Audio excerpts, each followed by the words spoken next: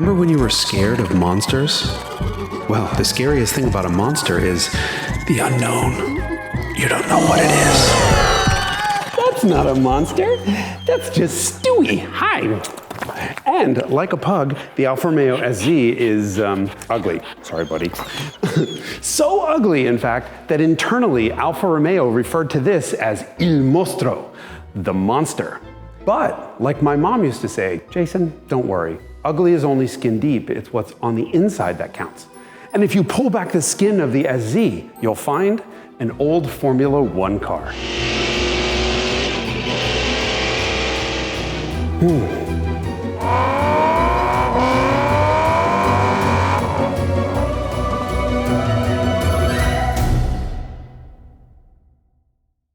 We all know that there's a point at which something is so ugly that he's cute. But that is a subjective evaluation. Oh. And besides, you've already made up your mind about whether you like or hate the SZ. I love it, but that's a question of styling. What I find more interesting to discuss is design, and that is a very different discussion. Hey, buddy. Design incorporates every facet of a car, including efficiency of packaging, performance of its intended function, a lack of excess weight, and so on. So the SZ styling wasn't just ugly, it was horrible from a design perspective as well. The SZ is an Alfa Romeo Milano underneath, called 75 to those outside the US.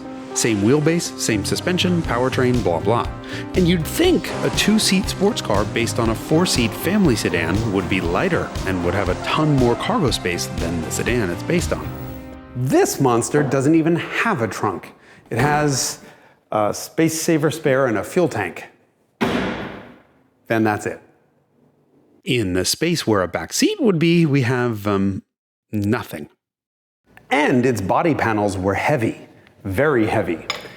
Because this was effectively a steel chassis Milano underneath with injection molded thermoplastic resin body panels glued to it, well, it didn't weigh any less than the sedan. At least it had 210 horsepower, which was enough to get it to 60 in under 7 seconds. And it sounded great doing so, because that is a Busso, the best sounding V6 of all time. It was still in its original 12-valve form, and it was that form's largest displacement, 3 liters. And it was in a more aggressive state of tune than it was in the Milano Verde.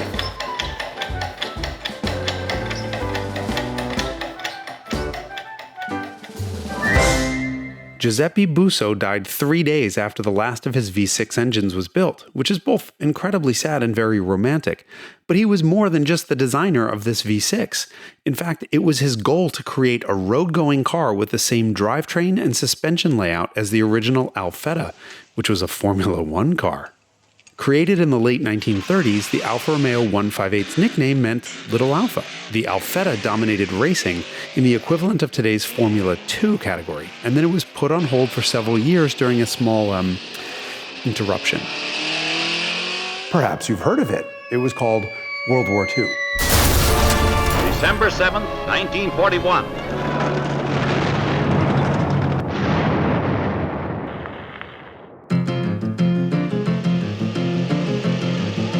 In 1950, the Alfetta came roaring back, winning every single race it entered in the new Formula One series at 12 years old. The Alfetta was slightly modified for 51 with a Dion rear-axle, becoming the 159, and it only won 4 out of its 7 races, but wound up on the podium for the other 3, so the team boss was probably not too upset.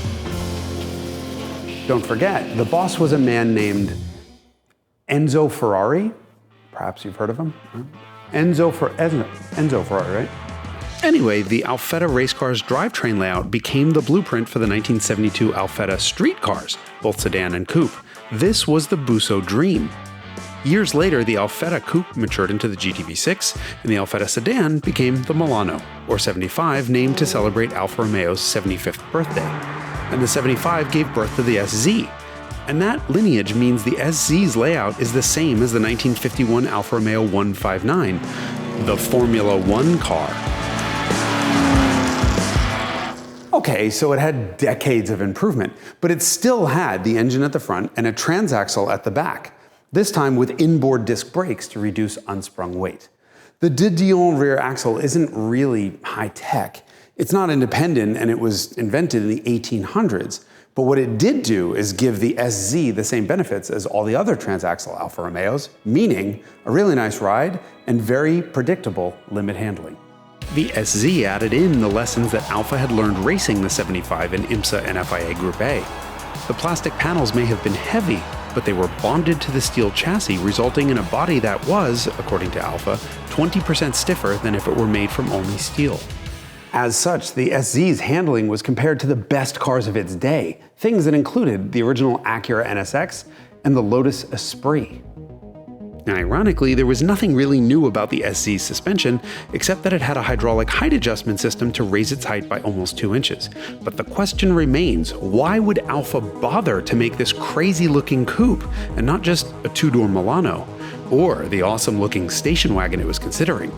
Well, in 1986, Fiat took control over Alfa Romeo and wanted to send a message that Alfa was back.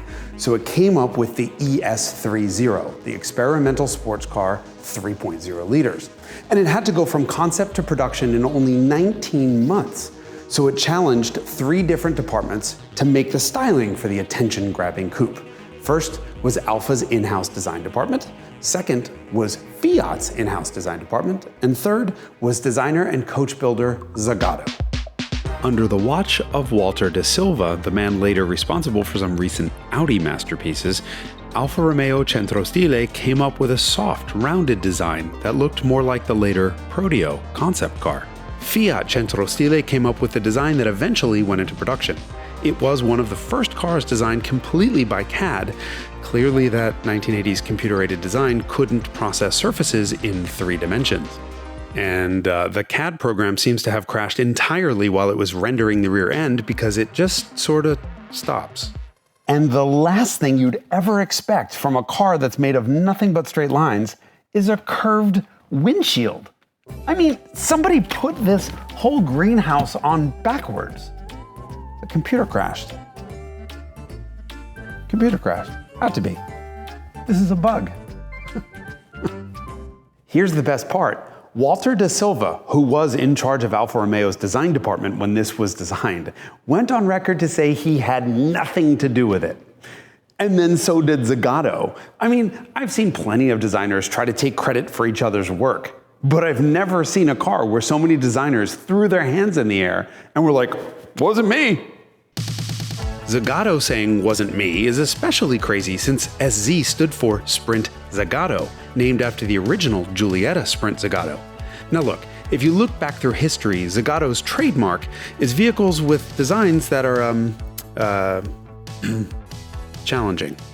So, it's easy to assume that the Alfa Romeo Sprint Zagato, which is challenging to look at and has a Zagato badge on it, might have been designed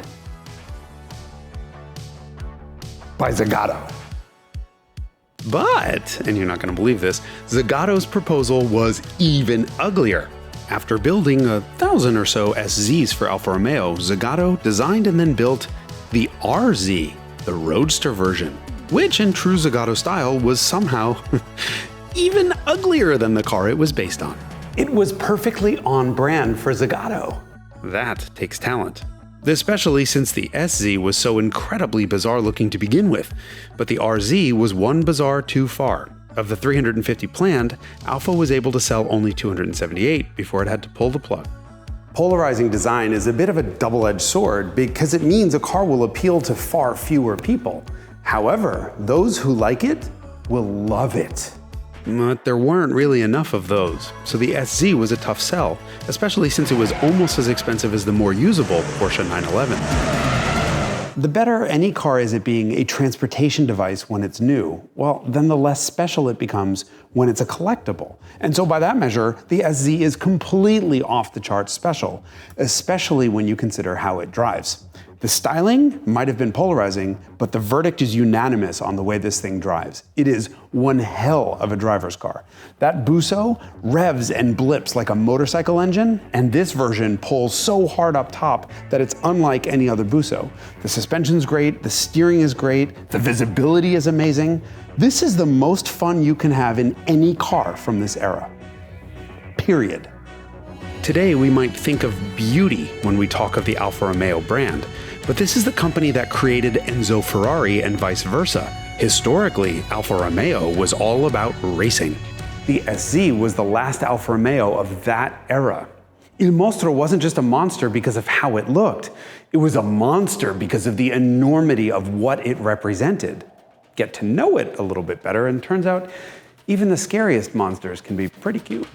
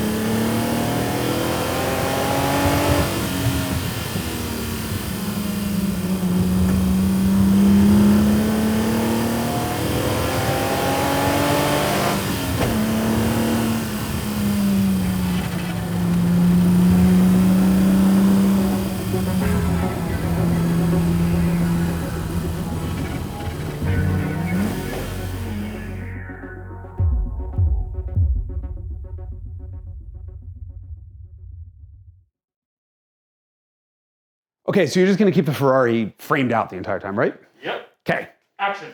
I'm not some rich YouTuber asking you to like and subscribe. Hey, up, keep the Ferrari out. I'm an automotive journalist asking you to like and subscribe. And that's because that's how YouTube works. If you don't click those buttons, YouTube doesn't know you liked what you've just seen and isn't gonna show you any more of it. And if you don't like what you've just seen, well, join the club. And by that, I mean the Hagerty Drivers Club, which gets you access to this award-winning magazine, as well as discounts on amazing stuff. And if you still don't like what you've seen, well, then just leave a nasty comment, because that's how the internet works. I need to go clean that up.